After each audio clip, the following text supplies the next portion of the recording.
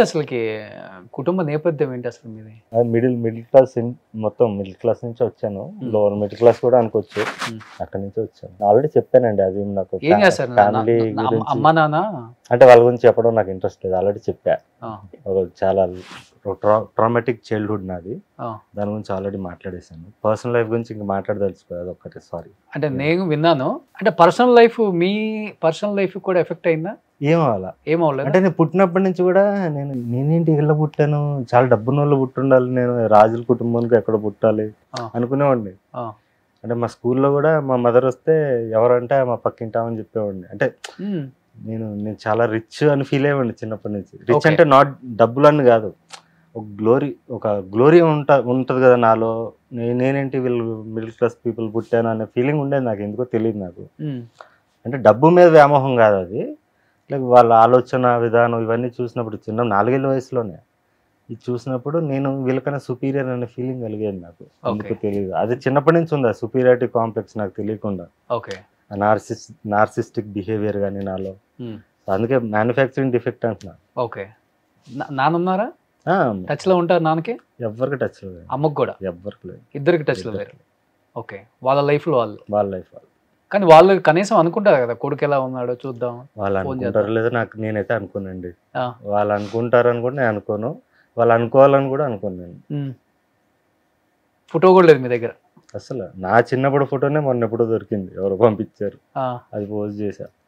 కానీ వాళ్ళ జీవితం చూసి మీ జీవితంలో కొంత ఎఫెక్ట్ అయిందా? మీరు కూడా విడాకులు తీసుకోవాల్సి వచ్చిన నాకు ఎఫెక్ట్ అవ్వలేదండి. అదే చెప్తున్నాను, నేను మామూలు మనిషిలాగా కామన్ మ్యాన్ లా ట్రై చేశా. ఓకే, అందరిలాగా నేను ఎందుకు తేడా ఉన్నాను, వీళ్ళలాగా ఉండాలి అందరిలాగా అని ట్రై చేశా. నేను కూడా పెళ్లి చేసుకున్నాను, కరెక్ట్ ఏజ్కే చేసుకున్నాను, ప్రేమించాను, అన్ని. లవ్ చేశారా? Love marriage.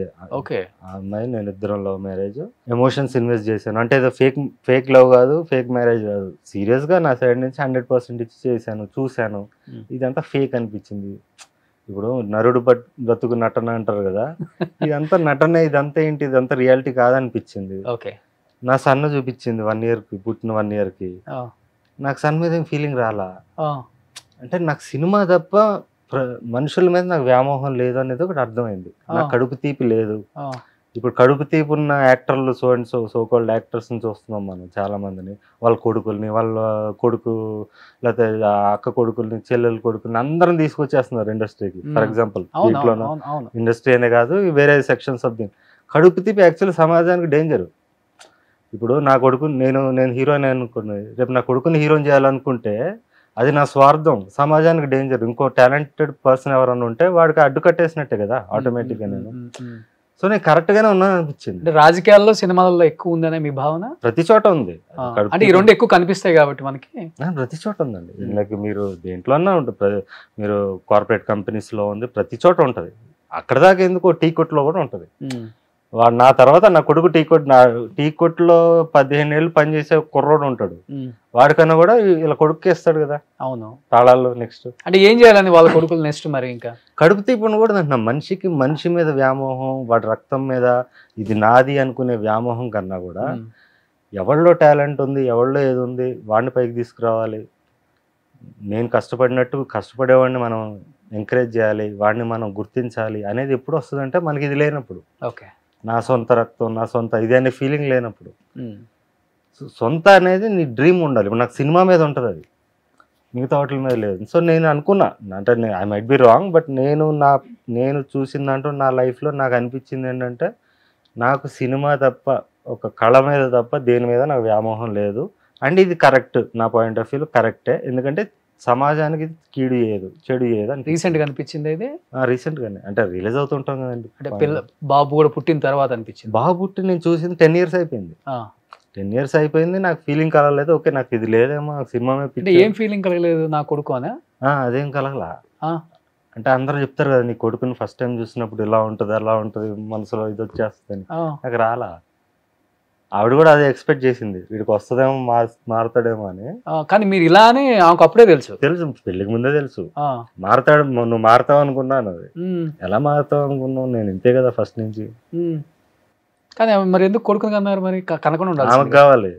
ఓకే. రేపు వాడు కూడా మీలాగా తయారవుతాడు చూడండి. మంచిదే కదా, తయారైతే మంచిదే కదా, తయారైతే. సో వాడిని పుట్టినప్పుడే చూసారు మీరు? అంతే అంతే. అది పుట్టినప్పుడు అంటే 1 year తర్వాత చూసాను. 1 year తర్వాత. ఓకే. ఇప్పుడు వాళ్ళతో కూడా టచ్లో లేరు? అసలు లేదు. 10 years అయిపోయింది. 10 years అయిపోయింది. తమిళ వాళ్ళు? తమిళ. ఓకే.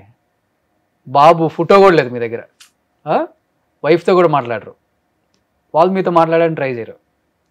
అదే ట్రై చేసినా నేను మాట్లాడను, ఎప్పుడోసారి చేస్తారు వాళ్ళు కూడా, రోజు వాళ్ళకి అర్థమైపోయింది కదా, ఎప్పుడోసారి ఇంకా 2 yearsకి ఒకసారి అట్లా మెసేజ్ పెడతారు, నేను పట్టించుకోను. ఏంటి ఇప్పుడు మీకు అసలుకి జీవితం అంటే ఏంటి అసలు? మీకు జీవితం నాకు సినిమా వినోదం? సినిమా అండి. మనిషి అన్నోడు 100 ఏళ్ళు చచ్చిపోతాడు అంటే, ఇప్పుడు అంటే 60 ఏళ్ళే బతికేది ఎవడన్నా, నాకున్న అలవాట్లకి ఇంకా తక్కువే బతకచ్చు, కానీ చచ్చాక కూడా బతుకుండాలన్నది నా అంబిషన్ అండి. ఓకే. చచ్చాక కూడా మన కళ బతుకుంటది, ఫ్యూచర్ జనరేషన్స్ కూడా మనం గుర్తుంటాం, మనిషి ఎనీ టైం చచ్చిపోవచ్చు. ఓకే అనేది నా మెయిన్. సో ఇప్పుడు మీకు మనుషులు అంటే ఇష్టం లేదు, బంధాలంటే ఇష్టం లేదు, బాధ్యతలు అంటే ఇష్టం లేదు? మనుషులు ఇష్టమే, బంధాలంటే నాకు కమిట్మెంట్ లేదు. ఓకే. కమిట్మెంట్కి అంటే లైక్ నా కొడుకు, నా భార్య, నా అమ్మ, నా నాన్న ఉండదు. ఇప్పుడు ఇంకా బయట ఎవరన్నా నాకు బాగా నచ్చి వాళ్ళ టాలెంట్ నచ్చితే నేను ఎంకరేజ్ చేస్తాను. కానీ ఈ బంధమే లేకపోతే మీరు ఈ భూమి మీదకే వచ్చేవాళ్ళు కదా మరి? అది ఓకే, రాకపోయింటే ఇంకా మంచిది కదా, ఇదంతా ఉండేది కాదు కదా మనకి. ఈ భూమి మీదకి రావడం అనేది అది కాకతాళీయమా ఇదే అని మనకు సంబంధం లేదు. మనం వచ్చాక మనం ఫిలాసఫీ తెలుసుకున్నాం. మనం ఒక్కొక్కళ్ళు బంధం లేకపోతే మీరు వచ్చేవాళ్ళు గారు, అసలు ఆ బంధం లేకపోతే మీ కొడుకు కూడా పుట్టేవాడు కదా. ఓషో కూడా వచ్చేవాడు కదా, ఓషో ఇదే కదా చెప్పాడు, పెళ్ళిళ్ళు చేసుకోకండి, ఎంజాయ్ చేయండి లైఫ్ అని చెప్పాడు. ఇప్పుడు చేస్తున్నారు ఎంజాయ్? మరి ఎవరు మీరు? పెళ్లి చేసుకో, ఇప్పుడు పెళ్లి అనేది లేదు, ఇంకా అయిపోయింది లైఫ్ లో, ఇప్పుడు ఎంజాయ్ చేస్తున్నారు లైఫ్ ని? ఎంజాయ్ అంటే ఏంటి, ఇదే సినిమానే, ఓన్లీ సినిమా అంతే. ఓకే. మీ లైఫ్ లో ఇంకొక అమ్మాయి అంటూ రాలా? అమ్మాయికి కూడా కంటిన్యూగా రిలేషన్షిప్ లో ఉన్నాను, ఇప్పుడు నేను యాక్చువల్లీ 1 year నుంచి నేను బ్రహ్మచర్యం పాటిస్తున్నా. లాస్ట్ 1 year నుంచి? బిఫోర్ దాకా ఉండేవాళ్ళు అప్పుడు, అంటే ఉంటారు కదండి మనకంటే నాకు అది కూడా నార్సిజమే. ఇప్పుడు 3 monthsకి అప్పుడు ఎవరిని అమ్మాయి కావాలని కోరిక కలిగితే అప్పుడు కలిసేవాడిని, అప్పుడు లిస్ట్ చూసుకుని, పాత లిస్ట్ ఎవరు ఉన్నారు దాంట్లో ఫోన్ చేసుకొని, అదే అందులో ఎవరు ఫ్రీగా ఉంటే వాళ్ళు కలిసి వచ్చేయండి మా ఇంటికి, అట్లానే ఇంకా డీటెయిల్స్ ఎందుకు, అది ఎంత ఓపెన్గా ఉన్నారు, డీటెయిల్స్ ఏముంది అక్కడ చెప్పడంలో. కానీ సో ఇప్పుడు మీరే కుకింగ్, మీరే అంతే? నేను డైట్ స్టార్ట్ చేసిన దగ్గర నుంచి మొత్తం నేను ఇంతకుముందు జొమాటో అది ఆర్డర్లు చేసేవాడిని, ఇప్పుడు చేయట్లేదు, ప్రాపర్ గా నేను డైట్ ఫాలో అవుతున్నా. ఒక్కళ్ళే ఉంటారు కదా ఇంట్లో? ఒక్కడనే ఉండడానికి ఇష్టపడతాను. ఓకే. చాలా మంది ఒక్కళ్ళు ఉంటే చచ్చిపోతారు పాపం, చుట్టుపక్కల ఎవరో ఒకళ్ళు మాట్లాడాలి, కబుర్లు చెప్పాలి. నాతో మనిషి ఒక 24 hours మించి ఉంటే నేను ఉండలేనండి. వాడు ఉండలేడా, మీరు ఉండలేడు? నేను ఉండలేను, అది ఏదో చెప్పి పంపించేయాలి. మా ఫ్రెండ్స్ ఎవరిని వచ్చినా కూడా 1 గంట 2 గంటలు ఉండగానే సరే నువ్వు వెళ్ళు అంట చెప్పేస్తారు ముఖానే, వాళ్ళకి అర్థమైపోద్ది ఇంతే అని చెప్పి. ఇప్పుడు ఎక్కడ ఉంటున్నారు ఇట్లాంటి వాళ్ళు? ఊరు చివరో లేకపోతే అడవుల్లోనే ఉంటారే? అవునండి, సైనిక్పూర్ లో ఉంటున్నా ఇప్పుడు ప్రస్తుతానికి. అంటే మొన్నటిదాకా ఇక్కడే ఉన్నా, శ్రీనగర్ కాలనీలో 3 years ఉన్నాక నా వల్ల కాలా, సిటీ మధ్యలో ఒక రకంగా అనిపించింది. కేబిఆర్ పార్క్ వెళ్ళేవాడిని, మార్నింగ్ వెళ్ళేవాడిని, మళ్ళీ ఈవినింగ్ వెళ్ళేవాడిని, కొంచెం ప్రకృతి అక్కడే ఉండేది. సో నాకు కష్టం అనిపించింది, లేదా మళ్ళీ సైనిక్పూర్ వెళ్ళిపోయా. ఓకే. ఇప్పుడు రెగ్యులర్ గా వాకింగ్ గానో దేనికనో బయటకు వెళ్తూనే ఉంటారు కదా? అక్కడ నాకు మిలిటరీ ఏరియా ఉంటది. అవును. సో అక్కడ నాకు ప్రాబ్లం ఉండదు అనమాట, బయట జనాలు కూడా ఎక్కువ గుర్తుపట్టరు, అటంతా నార్త్ వాళ్ళు ఉంటారు, తమిళియన్స్ వాళ్ళు ఉంటారు. సో హ్యాపీగా ఉంది అక్కడ బాగుంది.